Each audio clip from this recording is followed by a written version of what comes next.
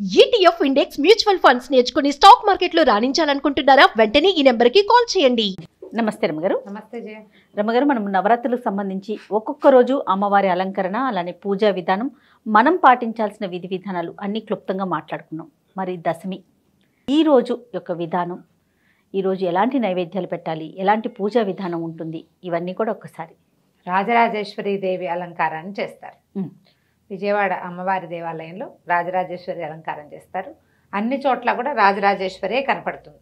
రాజరాజేశ్వరి అంటే పెద్ద సింహాసనం మీద కూర్చుని ఉన్న తల్లి, అటు ఇటు లక్ష్మీదేవి, తర్వాత సరస్వతీదేవి చామర్లు వీస్తున్నట్టుగా చెరుకు విల్లు ధరించి అటు ఇటుగా లలితా స్వరూపంలాగానే కనపడుతుంది.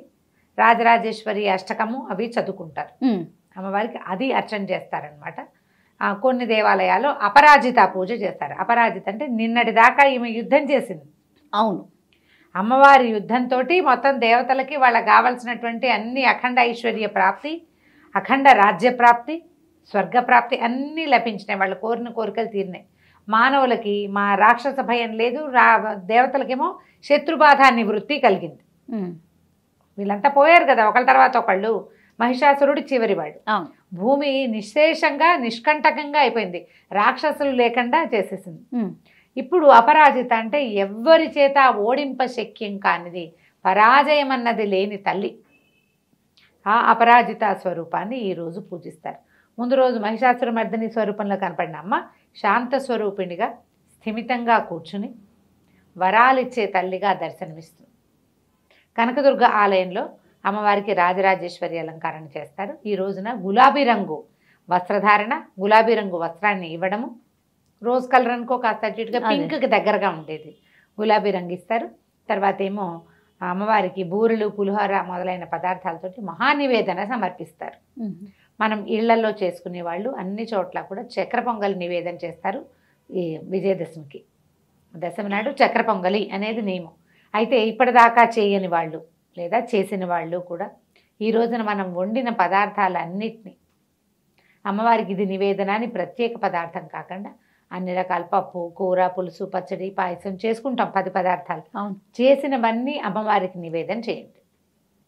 ఇప్పటిదాకా మన పూజా విధానాల్లో ఏదైనా లోపం ఉన్నా, ప్రసాద వితరణలో లోపం ఉన్నా, ప్రసాదం మిగిలిపోయి అటు ఇటుగా చూసి చూడకుండా పక్కకు తోసేయాల్సిన పరిస్థితులు వస్తూ ఉంటాయి. ఆ అపరాధాన్ని పోగొట్టుకోవటం కోసం మహానివేదనని చేయాలి అమ్మవారికి. నవదుర్గలు నిన్నటితోటి పూర్తయిపోయారు కాబట్టి నవదుర్గలు అయిపోయాక దేవాలయాల్లో ఆ నవదుర్గా పూజ చేసిన వాళ్ళు అపరాజిత పూజ చేసుకుంటారు. మనం కూడా అపరాజిత దేవిని పూజించవచ్చు. అయితే ఏంటంటే ప్రాంతాల వారీగా 2-3 రకాల వివిధ సీమోల్లంఘనము అంటే పొలిమేరలు దగ్గరికి వెళ్ళటం, పొలిమేరలకు వెళ్ళి రావాలి. సీమోల్లంఘనం అనేది ఒక ప్రత్యేకమైన క్రియ. పల్లెటూళ్ళల్లో ఊరు చివరి దాకా నడిచెళ్ళి వస్తారు. తర్వాత సెమీ వృక్ష దర్శనం, ఇది తెలిసిందే మన దగ్గర. సెమీ వృక్ష పూజ చేస్తారు, సెమీ వృక్షానికి పూజ చేస్తారు. ఆ సెమీ వృక్షపు ఆకులని పంచుకుంటారు బంగారంగా. ఈ రోజున ఈ సెమీ వృక్షం మీద నుంచి అర్జునుడు తన ఆయుధాలు తెంచాడని, శమైతే పాపం శమీ శత్రు వినాశని, అర్జునస్య ధనుర్ధారి రామస్య ప్రియదర్శిని అని ఈ శ్లోకాన్ని చెప్పుకుంటారు. ఈ అపరాజిత పూజని రాముల వారు కూడా యుద్ధానికి వెళ్ళేటప్పుడు చేశాడని చెప్తారు.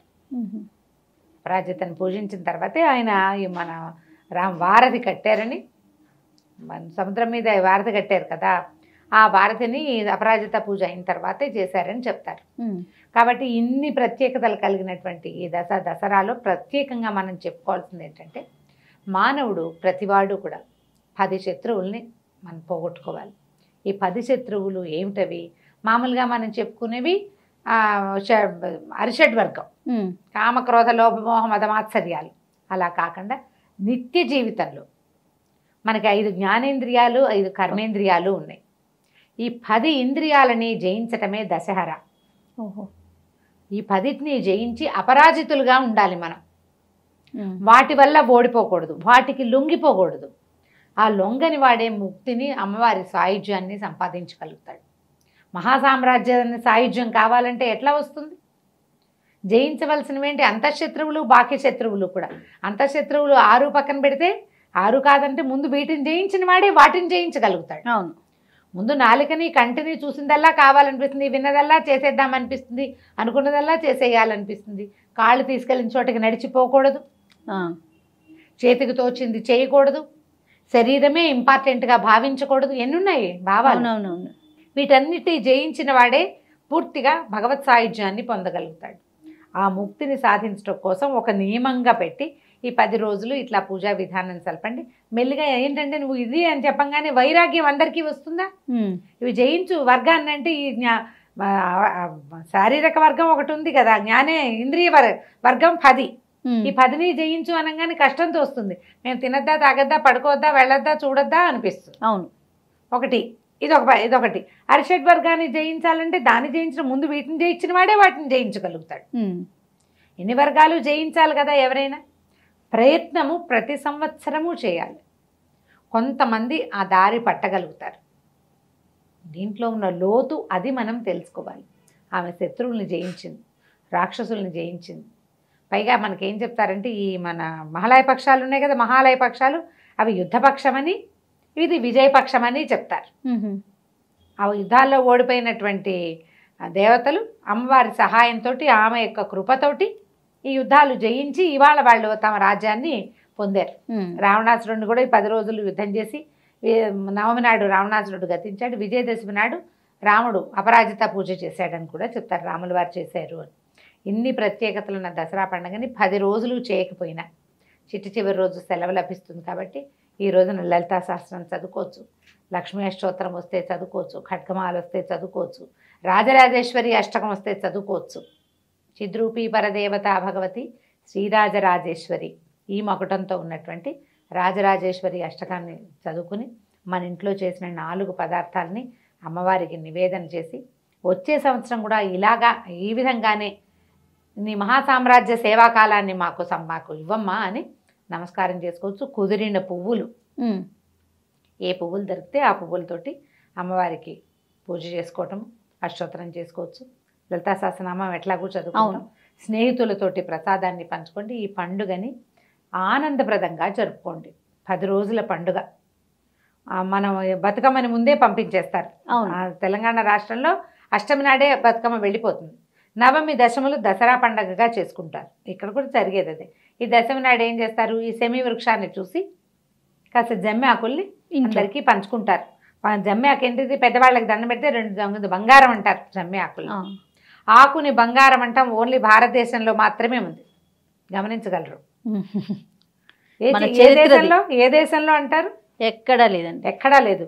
వృక్షాన్ని దాన్ని ఇంకొక చెట్టు పాతాలి. ఈ సంవత్సరం ఒక జమ్మి చెట్టుని ఎక్కడైనా పాతి పెట్టేందుకు ప్రయత్నం చేసుకోండి. ఎన్ని జమ్మి చెట్లు పాతా ఉంటారు. కుటుంబం ఒకటి పెట్టినా కూడా మనకి పచ్చగా మొక్కలు ఉంటాయి కదా, జమ్మి చెట్లు కనబడవు, వెతుక్కోవాలి, చాలా తక్కువ ఉంటాయండి. దీంతో పాటు పాలపిట్టను చూడడం అనే ఒక ప్రోగ్రామ్ కూడా కనిపిస్తుంది. అవునండి, మనం ఎక్కడ చూస్తాం, పాలపిట్టని టీవీలో యూట్యూబ్లో చూపిస్తున్నారు. నిజంగా అవును, నిజం. ఈ పాలపిట్టను చూడడం కొన్ని ప్రాంతాల్లో ఉంటుంది. పాలపిట్టను చూడడం ఎందుకంటే కార్తెలు మారతాయి ఇక్కడి నుంచి, మళ్ళీ రేపు రాబోయే పంటలు బాగా పండడానికి శుభసూచకంగా పాలపిట్టను చూద్దాం అనుకుంటారు. ఆ పాలపిట్టను చూడడము, సీమోల్లంఘనం చేయడం పాత రోజుల్లో చేసేవాళ్ళు. ఊర్లో నుంచి బయటికి పొలిమేరలు దాటడం, యుద్ధాలకి వెళ్ళేవాళ్ళు ఈ రోజున వెళ్ళేవారు, దశమి రోజు వెళ్ళేవాళ్ళు. యాత్రలు ప్రారంభం కూడా విజయదశమి నాడు ప్రారంభించేవాళ్ళు. అప్పుడు ఇలా ఒట్టిగా వెళ్ళిపోయేవాళ్ళు కాదు కదా, జాగ్రత్తగా వెళ్ళేవాళ్ళు. అవునవును. మళ్ళీ వెళ్ళిన ప్రయాణం అంతా కాలినడక, అడవులు, దారులు ఎలా ఉండేవి. అప్పుడు దోపిళ్ళు జరిగేవి, ప్రమాదాలు జరిగేవి, జంతుజాలం ఏదైనా క్రూర జంతువులు పాలిట పడేవాళ్ళు, దిక్కుమాలిపోయిన పరిస్థితులు ఉండేవి. అందుకని అవి జరగకుండా ఉండకపోవడం, ఈ సీమోల్లంఘనం చేయడం, పొలిమేర దాటడం, ఇలా మంచి రోజుల టైంలో చేసేవాళ్ళు. ఈ విజయదశమి నాడు విద్యలు మొదలు పెట్టుకోవచ్చు, కొత్త పనులు ఏమైనా కూడా ప్రారంభం చేసుకోవచ్చు, కొత్త కార్లు ఇంటికి తెచ్చుకోవచ్చు, కొత్తగా బంగారం కొనుక్కోవచ్చు, కొత్త వ్యాపారానికి శ్రీకారం చుట్టవచ్చు, కొత్త దస్త్రం పెట్టుకోవచ్చు. చాలా పనులకి విజయదశమి అత్యద్భుతంగా ఉంటుంది. ఈ రోజున మొదలుపెట్టిన ఏ పనైనా విజయాన్ని సాధిస్తుంది అని చెప్తారు. అలా విజయాలను ఇచ్చేటువంటి విజయదశమి శుభాకాంక్షలతో ఈ 10 రోజుల దసరా కార్యక్రమాన్ని ముగిద్దాం మనం. తప్పకుండా రమ్మగారు, మరొకసారి మీకు కూడా దసరా పండుగ శుభాకాంక్షలు అండి. నమస్తే. సుమన్ టీవీ ప్రేక్షకులందరికీ దసరా పండుగ శుభాకాంక్షలు.